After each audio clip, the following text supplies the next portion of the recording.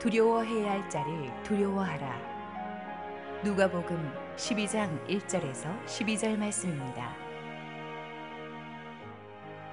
그동안에 무리 수만 명이 모여 서로 밟힐 만큼 되었더니 예수께서 먼저 제자들에게 말씀하여 이르시되 바리새인들의 누룩 곧 외식을 주의하라. 감추인 것이 드러나지 않을 것이 없고 숨긴 것이 알려지지 않을 것이 없나니 이러므로 너희가 어두운 데서 말한 모든 것이 광명한 데서 들리고 너희가 골방에서 귀에 대고 말한 것이 지붕 위에서 전파되리라. 내가 내 친구 너희에게 말하노니 몸을 죽이고 그 후에는 능히 더 못하는 자들을 두려워하지 말라. 마땅히 두려워할 자를 내가 너희에게 보이리니 곧 죽인 후에 또한 지옥에 던져넣는 권세 있는 그를 두려워하라. 내가 참으로 너희에게 이르노니 그를 두려워하라. 참새 5마리가 두 아사리온에 팔리는 것이 아니냐. 그러나 하나님 앞에는 그 하나도 잊어버리시는 바 되지 아니하는도다. 너희에게는 심지어 머리털까지도 다 세신 바 되었나니 두려워하지 말라. 너희는 많은 참새보다 더 귀하니라. 내가 또한 너희에게 말하노니 누구든지 사람 앞에서 나를 시인하면 인자도 하나님의 사자들 앞에서 그를 시인할 것이요 사람 앞에서 나를 부인하는 자는 하나님의 사자들 앞에서 부인을 당하리라. 누구든지 말로 인자를 거역하면 사하심을 받으려니와 성령을 모독하는 자는 사하심을 받지 못하리라. 사람이 너희를 회당이나 위정자나 권세 있는 자 앞에 끌고 가거든 어떻게 무엇으로 대답하며 무엇으로 말할까 염려하지 말라. 마땅히 할 말을 성령이 곧 그때에 너희에게 가르치시리라 하시니라. 할렐루야. 우리 하나님께 감사와 영광의 박수를 돌리겠습니다. 축복된 주일 예배에 오신 여러분 모두를 환영합니다. 은혜로운 찬양 들려주신 우리 삼부 성가대에게 한번 격려의 박수 보내겠습니다. 감사합니다. 저는 60여 명의 성지순례단을 이끌고 지난 9월 22일부터 10월 2일까지 10박 11일간의 우리 종교개혁 기념 유럽 성지순례 기간을 가졌습니다. 우리 종교개혁의 선구자들이었던 요한 웨슬레, 또 얀 후스, 존 칼빈, 루터, 또 주잉글리 등의 그 채취가 넘겨 있는 그 유럽 곳곳을 돌아보면서 우리 60명의 우리 성지순례 팀들이 얼마나 은혜 충만하고 감동을 받았는지 모릅니다. 너무 좋아가지고 우리가 내년에 또 이 코스를 가기로 했는데 벌써부터 신청자가 폭주해가지고 내년에 가려면 거의 나라를 구하지 않으면 가기 힘들지 않을까. 그렇지만 하나님께서 참 큰 은혜를 주셨습니다. 큰 은혜를 주셨는데 제가 몸이 변변치 않아 가지고 오면서 목감기가 걸려 가지고 일부 예배 때부터 최선을 다해서 설교하고 있는데 4부까지 목이 잠기지 않고 설교할 수 있도록 여러분이 좀 중보해 주시기 바랍니다. 함께 기도하시고 하나님 말씀 보겠습니다.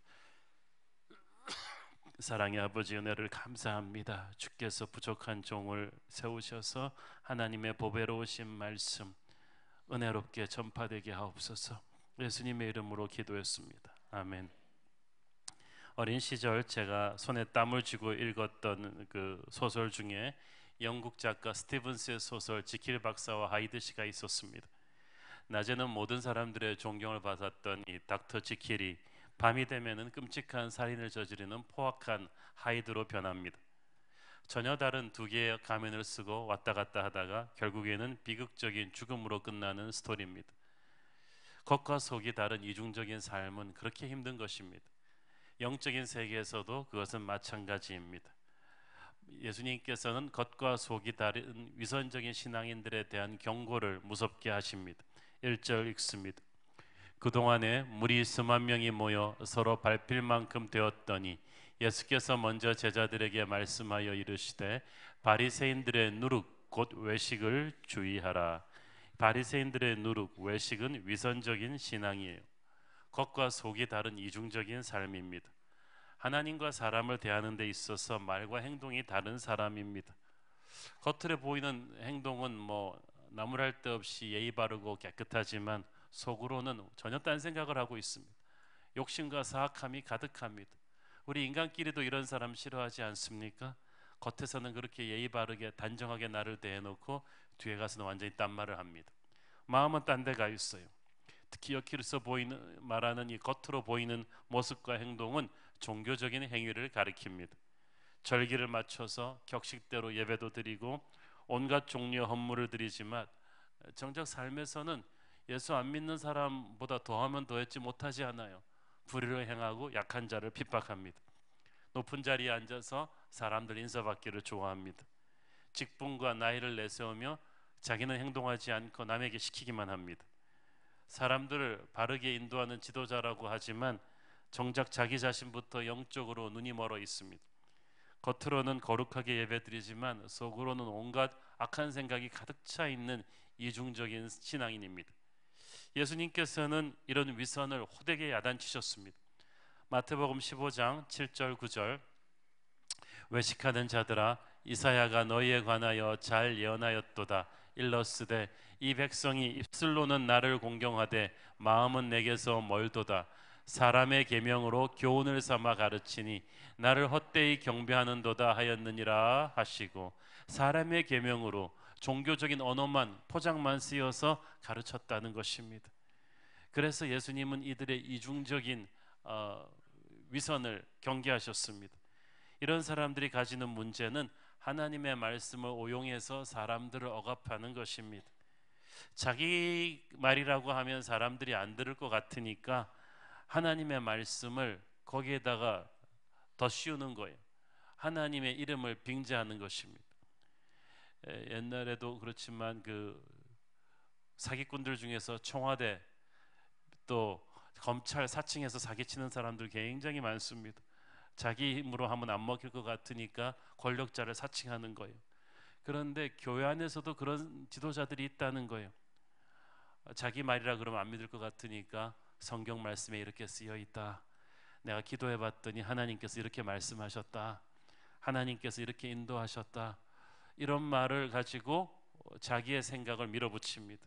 이런 사람들이 드리는 예배와 헌신은 가증한 것이라고 하나님은 말씀하십니다.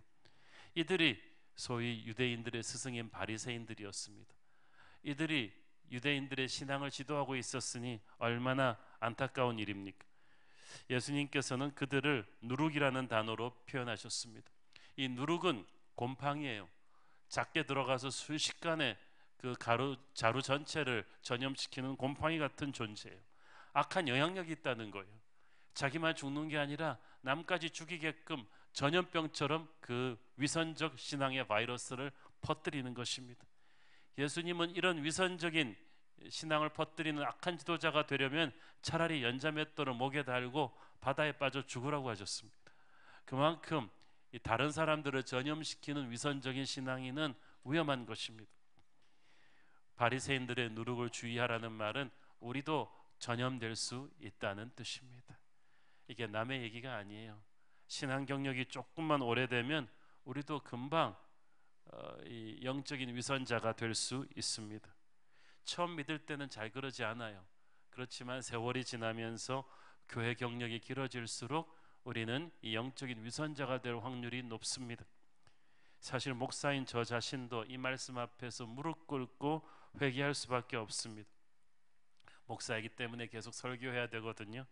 보이는 종교적인 예식을 계속 진행하다 보니까 마음에 진실함이 없이 열정이 없이 하게 되는 수가 많아요. 20여 년 전에 제가 목사 안수 받고 나서 처음 축도할 때 아직도 기억이 납니다. 얼마나 감격스러운지. 지금은 그리스도의 살아계신 은혜와 이 말을 탁 하는데 가슴이 목이 벌컥 메워요. 왜냐하면 전도사 시절에 축도를 못했거든요. 그 서름이 한꺼번에 몰려오면서 그거 탁 축도하는데 막 얼마나 감격스러운지. 처음 목사로서 성만찬 집례할 때 주님의 살과 피, 그 주님의 보혈의 감격이 파도처럼 저를 휩쓸었습니다. 그 성만찬을 집례할 때 성령 체험이 되는 거예요. 전도사가 되어서 처음 대학생 그 여름 수양회 집회 설교를 맡았을 때 아직도 기억이 납니다. 며칠 밤을 세워서 이미 써놓은 원고를 고치고 또 연습하고 전신고를 보면서 연습하고 또 기도하고 흥분하면 어쩔 줄을 몰랐습니다. 내가 젊은이들에게 설교할 수 있다는 사실이 너무 감격스러워서. 그런데 26년 동안 설교하다 보니까 주일이 너무나 빨리빨리 돌아오다 보니까 설교 또 하나보다 이러고 있어요. 설교를 해치워 버리지 않게 되나 회개하게 됩니다.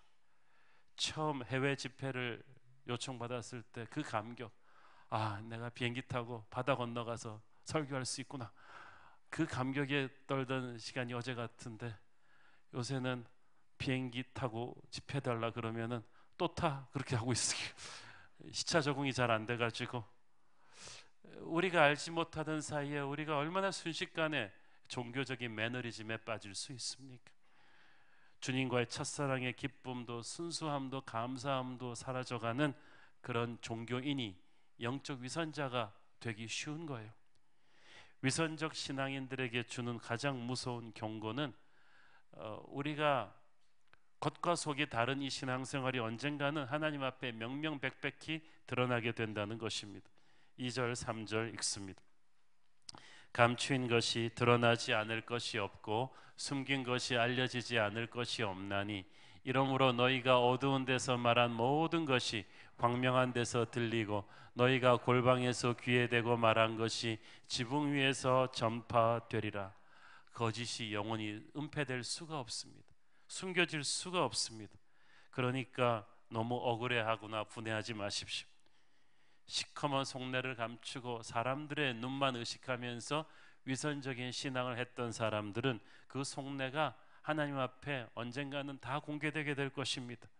사람들은 위선적인 신앙생활을 하는 것은 이 순간을 넘기면, 사람의 눈을 속이면 된다고 생각하기 때문입니다.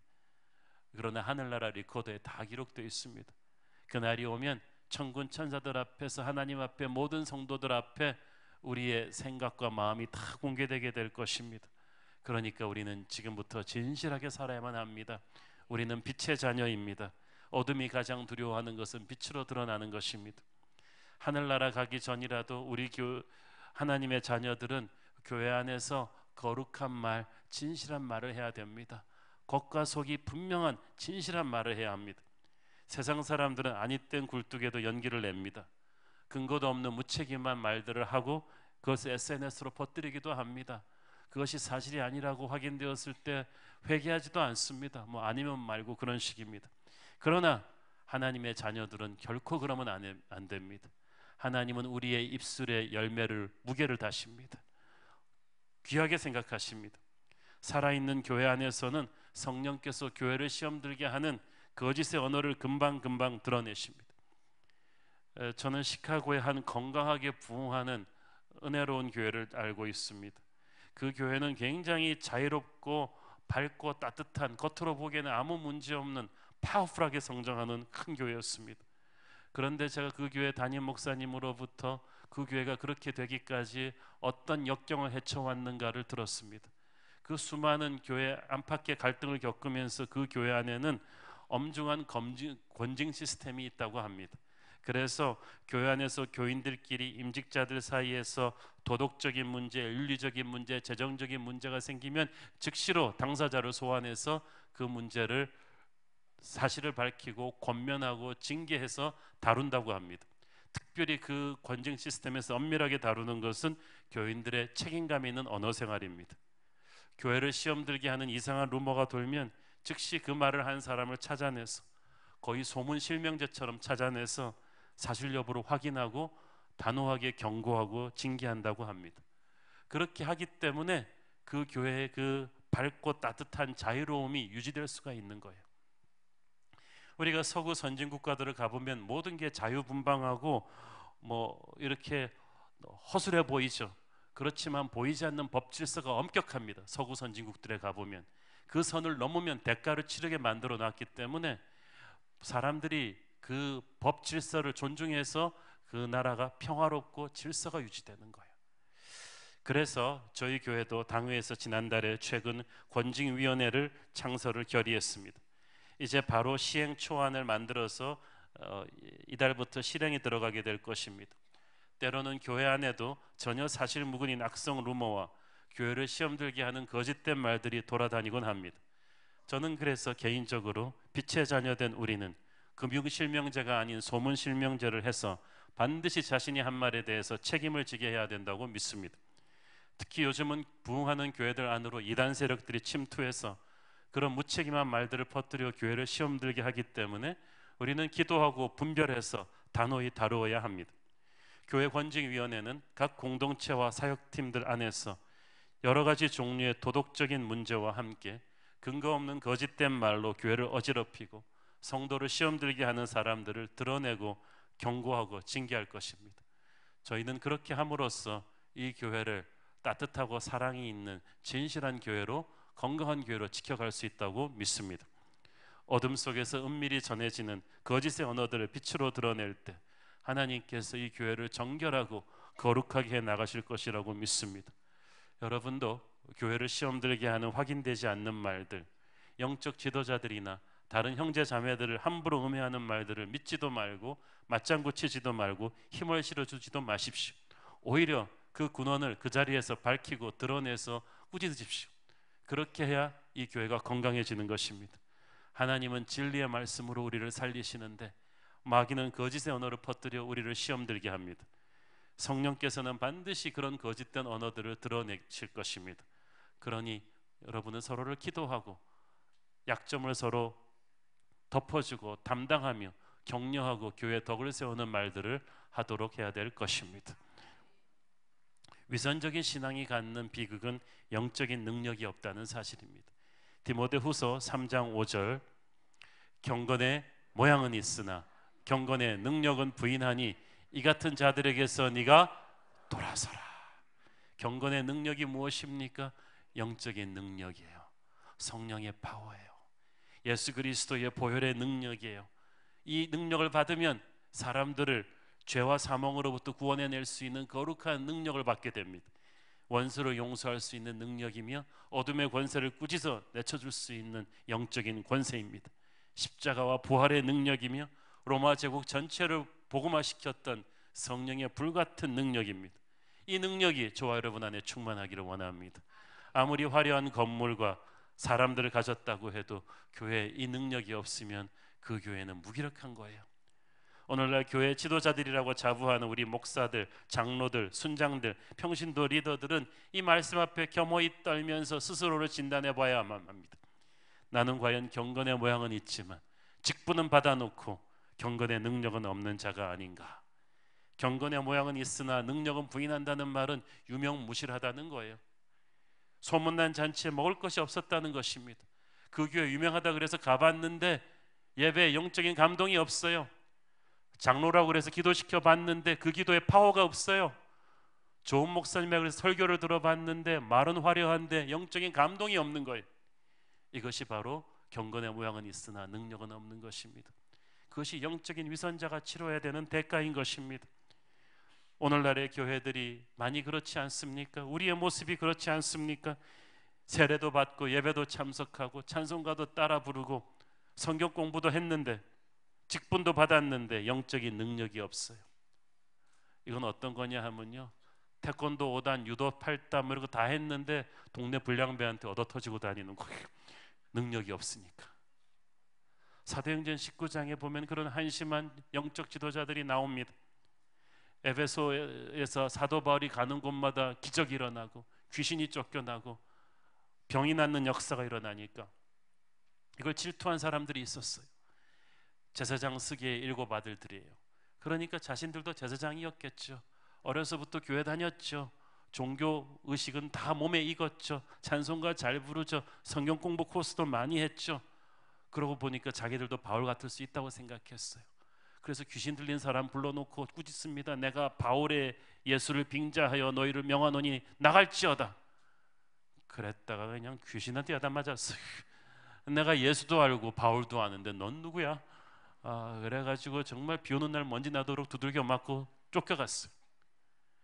오늘날 영적 전쟁터에 나가서 폼 잡다가 마귀한테 야단 맞는 한심한 영적으로 무기력한 신자들이 얼마나 많을까요? 그 중에 직분자들도 많을 거예요. 상황이 닥치니까 아무것도 아니에요. 유니폼만 입고 허세자 부리는 전투 능력은 없는 그런 군인이 되지 마십시오. 그건 주님의 군대 아니에요. 경건의 능력은 있으나 모양은 있으나 능력은 없어서 창피당하면 얼마나 비참한지 모릅니다. 위선적인 신앙인에게 주는 가장 무서운 벌이죠. 기도를 그렇게 길게 했는데 하나님의 임재가 느껴지질 않아요. 설교를 그렇게 했는데 사람들이 영적으로 깨지질 않아요. 선포를 했는데 귀신이 나가질 않아요. 사역을 그렇게 했는데 영적인 감동이 없어요. 위선적인 신앙인이 치르는 가장 무서운 대가, 능력이 없는 거예요. 기름 부심이 느껴지질 않아요.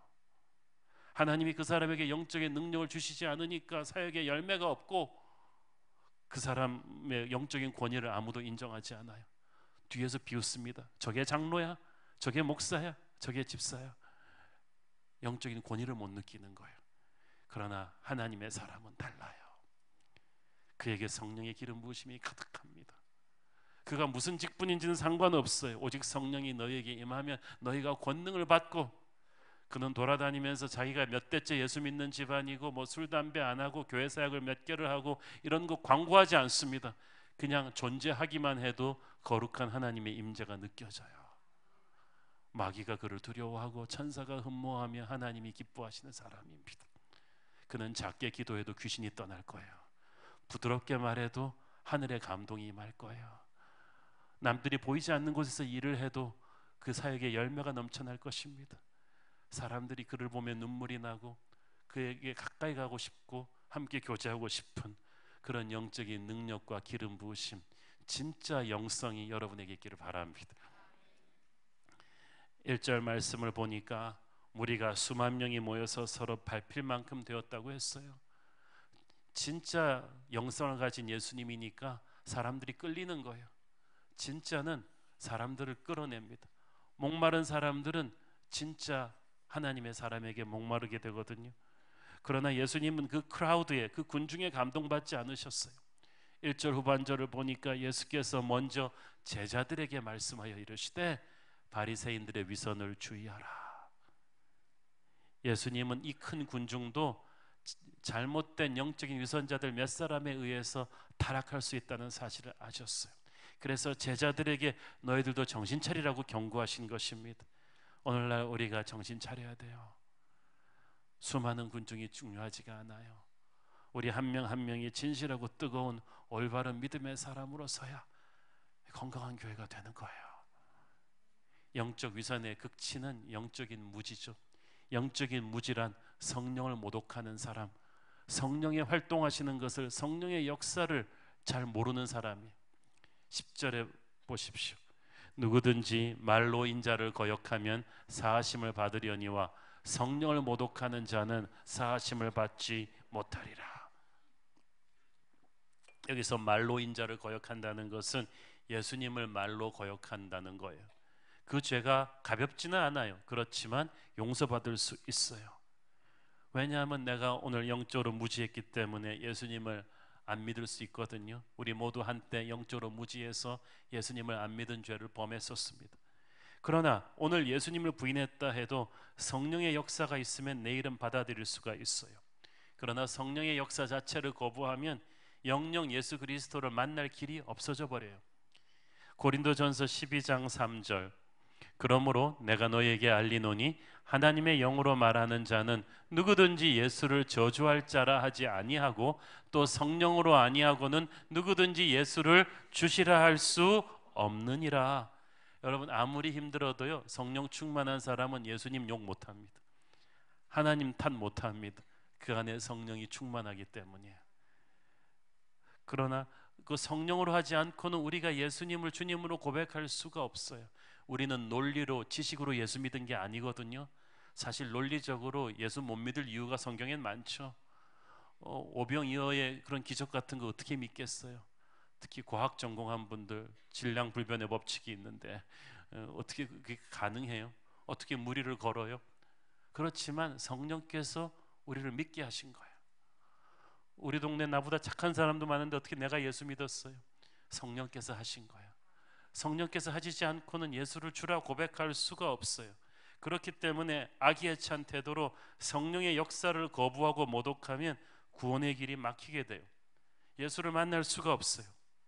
예수님은 바리새인들의 위선적인 신앙이 위험수위에 도달했다고 지적하셨습니다. 왜냐하면 그들이 성령의 역사를 부인하기 시작했기 때문이에요. 그 전장에 예수님께서 귀신을 내어 쫓으셨던 것을 보고 바리새인들이 이거는 귀신의 왕 바알세불의 힘을 빌려서 내쫓는 거라고 했습니다. 성령의 역사를 귀신의 역사라고 말하는 거예요. 종교 지도자들이라는 사람이 이건 그냥 갈 때까지 간 거죠. 예수님은 이런 사람들로부터 너희가 멀어지라고 하셨습니다. 4절을 보십시오. 내가 내 친구 너희에게 말하노니 몸을 죽이고 그 후에는 능히 더 못하는 자들을 두려워하지 말라. 예수님께서는 군중이 아니고 위선자들도 아니고 친구들, 즉 예수님의 말씀을 순종하고 있는 제자들에게 말씀하십니다. 이제는 제자들에게 하시는 당부인데 하나님의 말씀을 붙들고 가는 제자들에게 하는 당부는 두려워하지 말라는 거예요. 사람을 두려워하지 말라는 거예요. 여러분, 우리 믿음의 가장 큰 적은 두려움이에요. 특별히 핍박을 받으면, 환경이 잘 풀리지 않으면 항상 두려움이 우리를 압박합니다. 두려움이란 자기 자신을 바라볼 때 생기는 불안감이거든요. 마귀를 바라볼 때 생기는 불안감이거든요. 세상과 사람을 바라볼 때 생기는 위압감이거든요. 근데 믿음은 하나님을 바라보는 것입니다. 내가 문제를 분석하면 할수록 두려움이 더 커져요. 나를 공격한 사람들의 말을 곱씹으면 곱씹을수록 두려움이 더 커져요. 그러나 하나님의 말씀을 곱씹으면, 주님을 바라보면 두려움이 서서히 썰물처럼 빠지고 믿음이 생깁니다. 예수님은 제자들에게 결코 세상의 권세 잡은 자들을 두려워하지 말라고 하십니다. 이사야서 51장 12절 이르시되 너희를 위로하는 자는 나 곧 나이니라. 너는 어떠한 자이기에 죽을 사람을 두려워하며 풀같이 될 사람의 아들을 두려워하느냐. 이거예요. 두려움. 사실 무엇이 바리새인들을 위선적 신앙인들로 만들었습니까? 두려움이에요.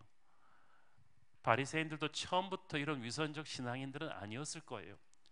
처음에는 순수한 마음으로 하나님 사랑하고 진실한 마음으로 내 모든 것을 바쳐 하나님께 헌신했을 텐데 어느 순간부터 사람들의 눈을 인식하기 시작했어요. 처음에는 하나님께 내 마음을 쏟아놓는 기도를 하다가 어느 순간부터 옆에 사람을 보기 시작했어요. 사람들이 내 기도하는 모습을 어떻게 볼까? 다른 장로보다 더 신앙 있게 봐줘야 될 텐데 그러자면은 더 좋은 인용 구문을 어디서 좀 따와야 되지 않을까? 그래서 장로님들의 기도가 길어진 거예요. 하나씩 하나씩. 내 설교하는 모습이 어떨까? 처음에는 하나님의 불을 전하는 심정으로 설교했는데 점점 나도 좀 유명해지고 싶다는 생각을 하게 돼요. 옆에 교회 박 목사보다 좀 더 유명한 설교를 하고 싶어 해요. 그러다 보니까 기도해서 말씀을 주의해서 받은 것이 아니라 여기저기서 좋은 것들을 갖다 붙이기 시작해요. 내 사역하는 모습을 보면서 사람들이 좀 감탄해 줘야 될 텐데 목사님이 이 집사보다 나를 좀 더 총애해 줘야 될 텐데 그 생각을 합니다. 내가 장로고 내가 목사고 내가 집사인데 내가 교회 다닌 연수가 훨씬 선배인데 내 체면이 깎이면 안 되지. 이 생각을 계속 하다 보니까 사람들이 나를 어떻게 생각할까 생각을 하다 보니까 마음에도 없는 종교적인 전통과 형식을 하나둘씩 만든 것입니다. 처음에 초대교회가 그랬습니다. 로마 교회에서 국교가 되면서 황제가 오늘 예배를 온대. 황제가 오면은 우리 예배가 조금 더 달라져야 되는 거 아니야? 우리 이 옷 입고 예배 드려도 될까? 전부 다 새 예복을 갖다 맞춥니다. 황제가 와야 되니까 의자를 금으로 만들어야지. 황제가 오니까 높은 사람들 오니까 우리가 종도 좀 센 걸로 쳐야지. 그러면서 교회에 없는 전통이 하나씩 둘씩 붙은 거예요. 장로님 되면 까만 양복에 금색 배지도 달아줘야지. 석을 따로 만들어야지. 교역자도 조금 다른 사람들과 달라 보여야지. 화려한 성직자 가운을 만들기 시작하고 이런 것들이 현대 바리새인들로 우리를 만들어 온 거예요. 전부 어디서부터 시작되었어요? 사람들의 눈을 의식하면서부터 그 두려움이 하나씩 둘씩 쌓여서 우리를 위선자로 만들어간 것입니다. 그래서 하나님께서는 이 위선적인 신앙을 깨는 해법으로 사람들의 눈을 두려워하지 말라고 하신 것입니다. 우리가 사람을 두려워하지 않는 이유는 최후 심판하시는 하나님이 계시기 때문입니다. 마태복음 10장 28절, 몸은 죽여도 영혼은 능히 죽이지 못하는 자들을 두려워하지 말고 오직 몸과 영혼을 능히 지옥에 멸하실 수 있는 이를 두려워하라. 사람들은 우리의 몸을 죽이는 사람들, 육체를 압박하는 사람들을 두려워합니다. 그래서 우리가 직장 상사를 두려워하는 거예요. 권력기관을 두려워하는 거예요. 돈 많은 사람 두려워하는 거예요. 내 밥줄을 쥐고 있다고 생각하니까. 그러나 그들의 밥줄은 누가 쥐고 있습니까? 하나님이 쥐고 계십니다. 두려워하지 마십시오. 육체의 고통은 길어야 수십 년이지만 영혼의 고통은 영원한 것입니다. 우리가 누구를 두려워해야 되는 것입니까? 우리가 사람을 두려워하지 않을 수 있는 이유는 하나님이 우리의 생명줄이시기 때문입니다. 여러분, 직장 상사가 여러분 먹여 살리는 거 아닙니다. 그는 하나님이 잠시 여러분을 돌보기 위해 쓰시는 도구일 뿐이에요. 하나님이 여러분을 챙겨주십니다. 너무나 섬세하게 챙겨주십니다. 6절 7절 읽겠습니다. 참새 5마리가 두 아사리온에 팔리는 것이 아니냐. 그러나 하나님 앞에는 그 하나도 잊어버리시는 바 되지 아니하는도다. 너에게는 심지어 머리털까지도 다 세신 바 되었나니 두려워하지 말라. 너희는 많은 참새보다 더 귀하니라. 겨우 동전 몇 잎에 팔리는 하찮은 미물 참새 한 마리도 하나님의 허락 없이는 떨어지지 않는다. 이 말은 무슨 뜻이에요? 모든 것에 하나님의 치밀한 계획이 있고 섭리가 있다는 거예요. 하물며 하나님의 자녀된 우리일까 보냐. 하나님은 우리가 상상할 수 없는 부분까지도 다 하시고 간섭하고 계십니다. 그러므로 어떤 시련이 와도 두려워하지 마십시오. 여러분이 혼자 당하는 것이 아닙니다. 하나님은 우리 머리털 하나까지도 다 세시고 계시다고 합니다. 머리숱 많으신 분들은 이 말씀에 별로 감동이 없으시죠? 뭐 하루에 수십 개씩 빠져도 감동이 없지만 머리숱이 없어져가는 중년 남자들은 이 말씀이 뼈가 되고 살이 되는 말씀이, 하나님께서 우리의 일거수일투족을 모르는 것이 없으세요. 내가 섭섭한 일을 당할 때, 내가 정리해고를 당할 때, 하늘이 무너지는 선고를 받을 때, 건강한 줄 알았는데 암이라는 선고를 받을 때, 내가 억울하게 당할 때, 욕먹을 때, 나의 간절한 필요를 그분은 너무나 잘 알고 계세요. 그리고 내가 기도하고 그분께 의지하고 있는 한은 그분께서 이미 응답하고 계세요. 이미 움직이고 계세요. 그러므로 그분의 선하심을 믿고 믿음으로 견디셔야 됩니다. 세상에 우연은 없어요. 그래서 크리스천들은 재수 좋다, 재수 없다느니, 팔자가 안 좋다, 운이 나쁘다, 오늘 감이 안 좋다, 일진이 안 좋다, 이런 말 쓰면 안 돼요. 여러분의 운도 재수도 팔자도 전부 다 하나님의 섭리 안에 들어있거든요. 하나님의 주권 안에 들어있거든요. 어떤 억울하고 힘든 상황에서도 여러분은 하나님을 믿으십시오. 반드시 하나님께서 선한 길로 인도할 것입니다. 인생이 힘들어질수록 사람에게 가서 어려운 소리 하지 말고 하나님 앞에 엎드려 기도하십시오. 그것이 두려움을 극복할 수 있는 유일한 길입니다. 특별히 인간적인 생각으로 이해가 안 될 때 사람의 눈치를 보면서 함부로 타협하지 말고 하나님 앞에 엎드려 기도하십시오. 담대하십시오. 예수님께서는 우리가 세상에서 어떻게 사는가, 현세에서의 태도가 영혼을 결정한다고 말씀하십니다. 8절 9절 읽습니다. 내가 또한 너희에게 말하노니 누구든지 사람 앞에서 나를 시인하면 인자도 하나님의 사자들 앞에서 그를 시인할 것이요 사람 앞에서 나를 부인하는 자는 하나님의 사자들 앞에서 부인을 당하리라. 이 말씀의 중요한 뜻이 두 가지가 있죠. 첫째는 우리가 마음으로만 예수를 믿는 게 아니라 입으로 고백해야 된다는 거예요. 사람들 앞에서 고백할 때 그 말에 엄청난 파워가 있고 하나님께서 그 말을 통해서 자랑스러워하시고 역사하십니다. 여러분, 입술이 비겁하면 안 돼요. 교회 안에서만 예수 믿는 척하고 세상에 가서는 007 크리스찬으로 그렇게 사시면 안 돼. 아무도 몰라 여러분을. 오래전 일본의 한 초등학교에서 있었던 실화입니다. 초등학교 5학년짜리 꼬마 히토가 그 학교에서 유일하게 예수 믿는 사람입니다. 그래서 이 아이들이 많이 놀립니다. 그래도 이 히토는 흔들림이 없는 모범생입니다. 특히 히토는 점심 도시락을 일본말로 벤또라고 하죠. 놓고 굉장히 기도를 많이 하고 먹습니다. 많은 크리스찬들이 불신자들과 밥 먹을 때 기도할 때 민망하니까 번갯불에 콩 구워 먹는 감사 기도를 하죠. 젓가락으로 음식 찍고 입에까지 올리면서 하나님 땡큐 그러고 끝내버려요. 그러니까 아무도 모르는 거예요. 여러분의 정체를. 수고하셨어요. 안 밝히느라고. 근데 히토는 그러지 않았어요. 딱 그 벤또를 앞에 놓고 정말 열심히 감사 기도를 드리고 먹습니다. 그러니까 아이들이 놀립니다. 놀리다 못해 어떤 아이들이 교장 선생님께 고자질했습니다. 히토가 밥 먹을 때마다 귀신을 부른다.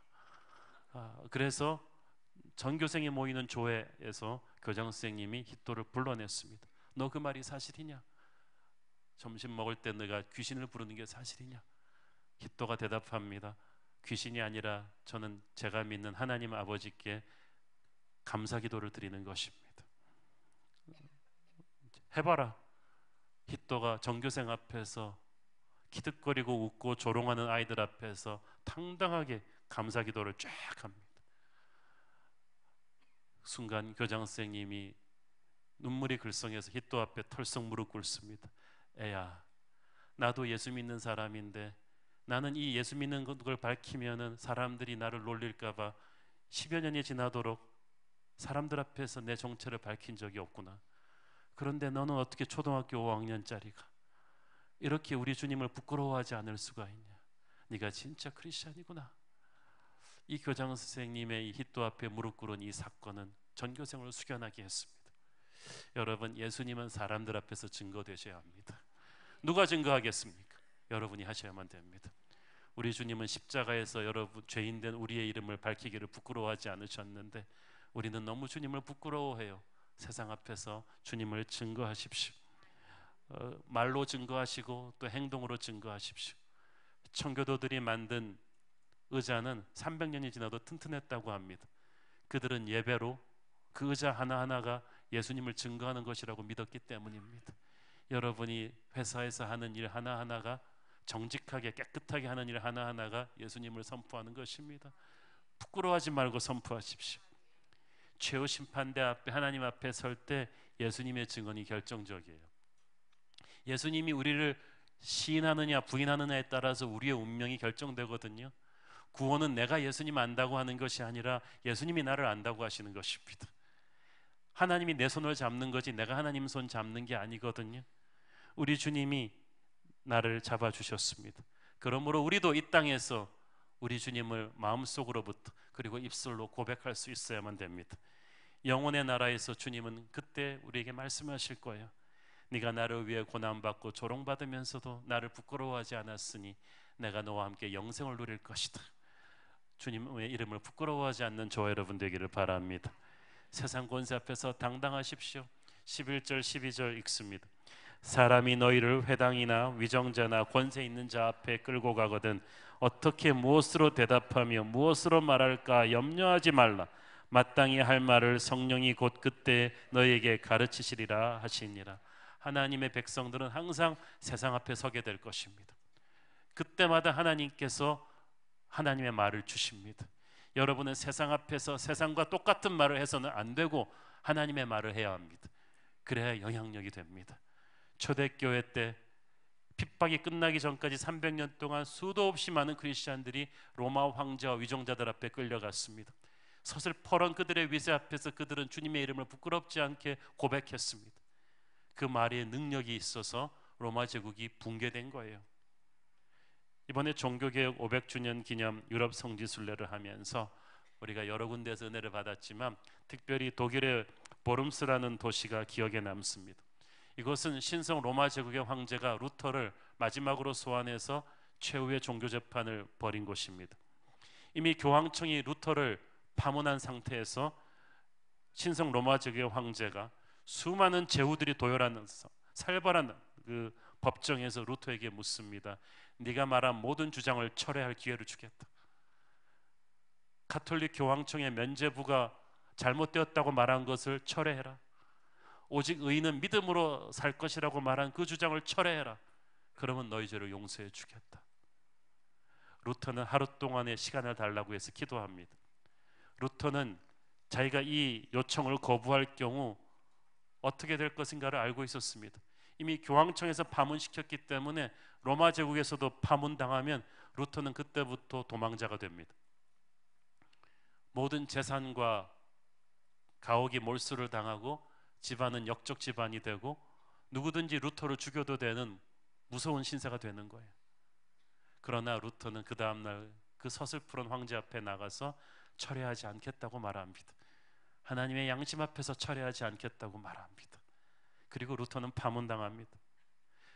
그리고 루터는 그 다음부터 수많은 위기와 핍박을 겪습니다만은 25년 동안 하나님께서 그의 목숨을 살려주셨어요. 기가 막히게 지켜주셨고, 그리고 그는 그동안에 독일어 성경도 번역해냅니다. 그의 용기의 결과로 오늘 우리가 믿는 개신교 신학이 태어날 수가 있었어요. 루터가 원래 용기 있는 사람 아닙니다. 청년 때는 막 치는 천둥 소리에도 겁이 나가지고 움찔해가지고 자기 살려주시면은 수사가 되겠다고 했던 그런 사람이에요. 그런데 그런 사람이 평생을 말씀을 붙잡고 살아가니까 하나님께서 말씀을 통해 그에게 용기를 주신 것입니다. 거룩한 담대함을 주신 거예요. 이번에 저희들이 그 베를린 장벽에 가봤는데 거기서 가이드 하시는 분한테 놀라운 얘기를 들었습니다. 베를린 장벽이 허물어지고 독일이 통일되게 된 데는 동독교회 역할이 컸다는 거예요. 동독교회는 표면적으로는 종교의 자유를 누리고 있었지만 동독 공산당 정부는 크리스찬들은 학교도 제대로 못 다니게 하고 짭도 제대로 된 거 안 주면서 무서운 핍박을 했대요. 그렇지만 동독교회는 수그러들지 않고 복음을 전했고, 통독되기 직전에는 통일을 위한 기도 모임을 주관하면서 민족의 정신적인 지주가 되어서 마침내 통일 독일을 이뤄냈다는 거예요. 그들에게 하나님께서는 거룩한 용기를 주셨고 세상 권세를 두려워하지 않는 담대함을 주셨습니다. 우리도 통일시키려면 그 정도 담대함이 있어야 되는 거예요. 이사야서 41장 10절 13절 두려워하지 말라, 내가 너와 함께함이라. 놀라지 말라, 나는 내 하나님이 됨이라. 내가 너를 굳세게 하리라. 참으로 너를 도와주리라. 참으로 나의 의로운 오른손으로 너를 붙들리라.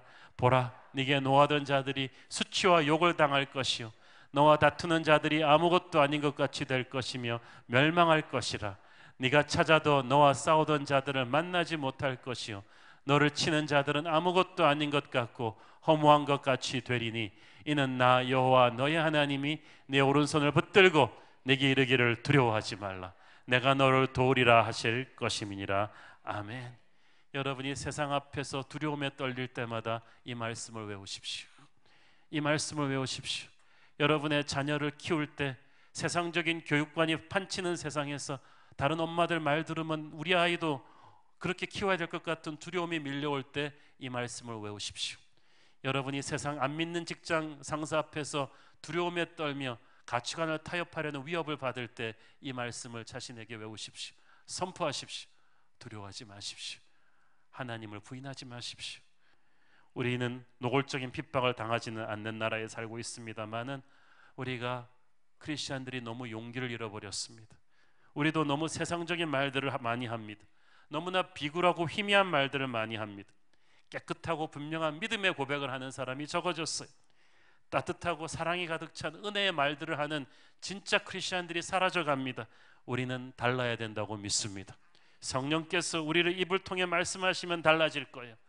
거룩한 언어, 우리 주님의 이름을 자랑스럽게 선포하는 언어, 그런 당당함을 가지고 우리가 나갈 때 우리는 세상을 변화시키는 하나님의 군대가 될 줄로 믿습니다. 기도하겠습니다. 사랑하는 아버지, 은혜를 감사합니다. 주님, 날마다 우리 입을 통해 성령께서 진리의 언어 말씀하시옵소서. 사람을 두려워하지 말고 하나님만 두려워하는 진솔한 신앙생활을 하게 하여 주옵소서. 그로 인해 핍박을 당할지언정 세상으로부터 무시는 당하지 않도록 하옵소서. 경건의 모습이 아닌 경건의 능력으로 살게 하옵소서. 예수님의 이름으로 기도했습니다. 아멘.